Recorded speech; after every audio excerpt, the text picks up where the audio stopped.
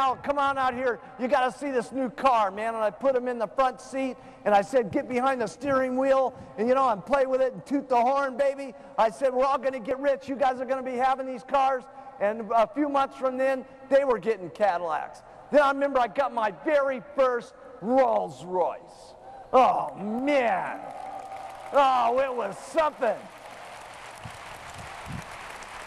I never forget it, man. It was just so cool because, you know, for those of you that don't know my story, I sponsored 196 people first line in 6 months.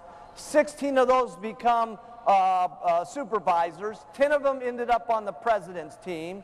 And I made $96,000 my first year, $500,000 my second year, almost $2 million the third year. And then after that, it got just unbelievable, okay?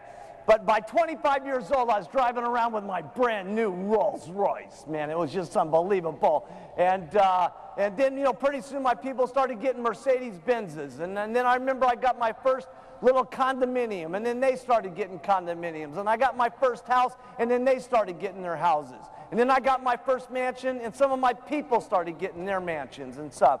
See, so as the more you go, the more your people go.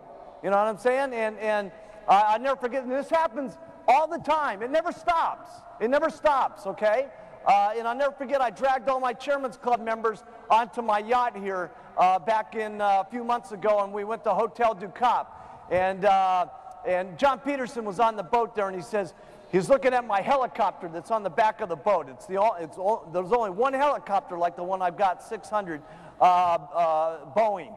And he's looking at the helicopter, and I said, so what are you staring at the helicopter so much about, John? He says, oh, man, I would love to have one of these helicopters. I said, well, John, get into my helicopter. Okay, I said, get into the seat in there and see what it feels like. And I put my captain in there to give him a big ride. And I said, now listen, you give John a real good ride, man, because he's in for getting himself a helicopter. Anyway, he got off the boat, and next thing you know, a week from then, he got his brand new helicopter, okay?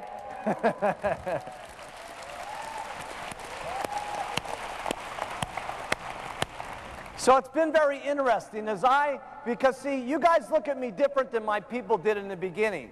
You know, you're all rushing up here and you want the autographs and the this and that. You don't see me like Jerry does when we were back there in the beginning when I only had my one suit to my name and nobody was asking for autographs, and we had to hold up a laugh sign and clap sign at the meetings to get everybody going. And, you know, I was driving around in my ugly Toyota, and she saw me there making up the first orders for the customers and the first orders for my distributors and stuff like that. And we kind of all grew together, you know what I'm saying? And that's what can happen with you and your team. And just realize, okay, that you don't have to be this to be successful, but the more you can be the leader of the team by bringing the most amount of people to the meeting, by signing up the most people, by getting the most supervisors, by getting the most people on the product, by looking the most best that you possibly can on your face and your weight and stuff like that. The more that people know you're on the move, the more people that will want to follow you, okay? So if it's happening fast for you, it starts to happen fast for some of your people because they want to become like you. And trust me, they're looking at you guys a lot more than they're looking at me, okay? So your story is worth a fortune, and of course building it fast is better than slow. That doesn't mean that there's a problem with you becoming a president's team member 17 years from now. 2 months ago, there was people that got in 17 years ago and just got onto the president's team. Is that great? Yes! Of course it's great.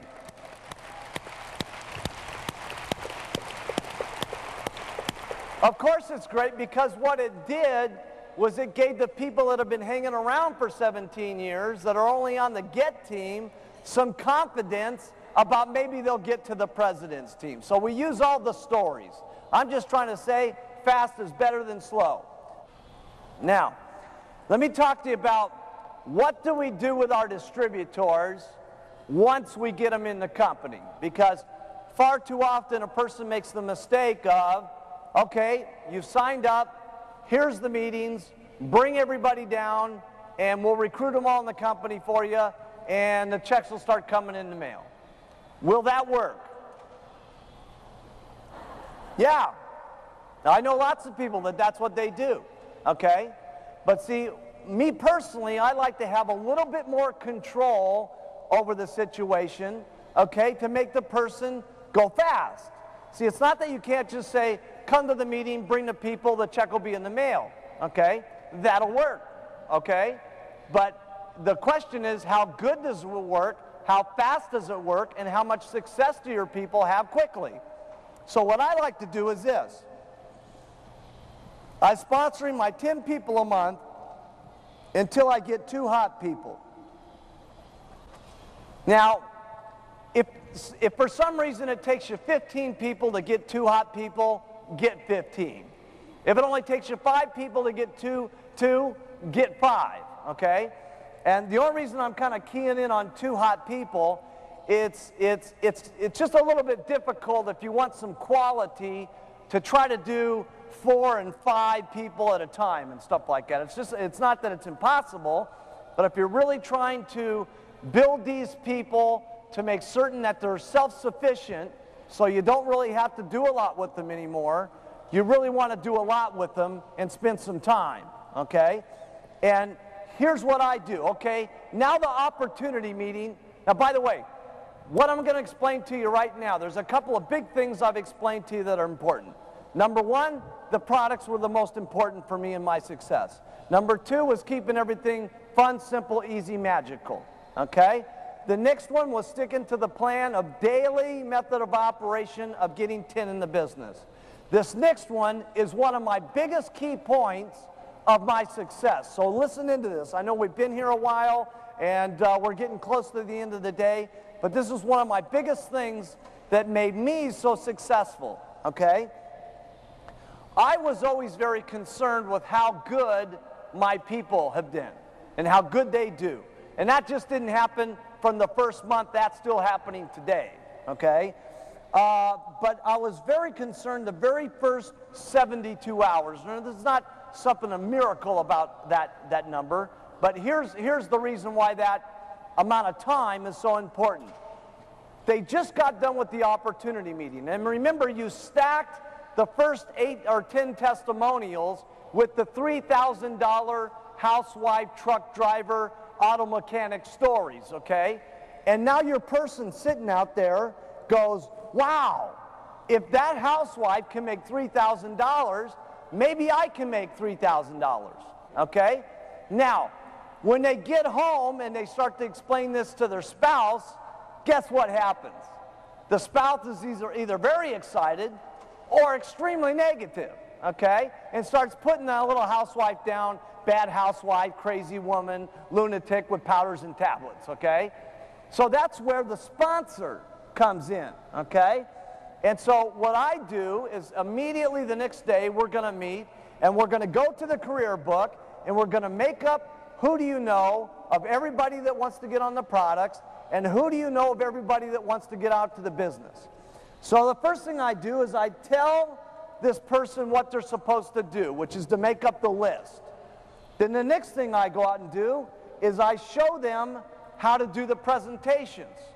So for instance with Jerry, I said, now Jerry, who are these out of these people do you want to get on the products? And they said, well, these people here. And I said, well, who do you want to get on the business? They said, these people here. I said, okay, Jerry, here's what I'm going to do. I'm going to take some time out of my day to make some of these presentations for you.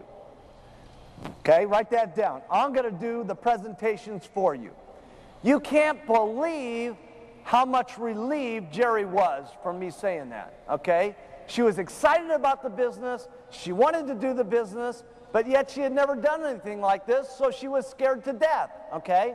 So when I said I would do some of these presentations for her, it was like, wow, he's going to help me out here, okay? Now I said, now while I'm doing these presentations, Jerry, the important thing is you better listen to what I say, because after 4 or 5 of these, I'm going to make you do a part of the presentation on your own. I'll do a part, then you do a part.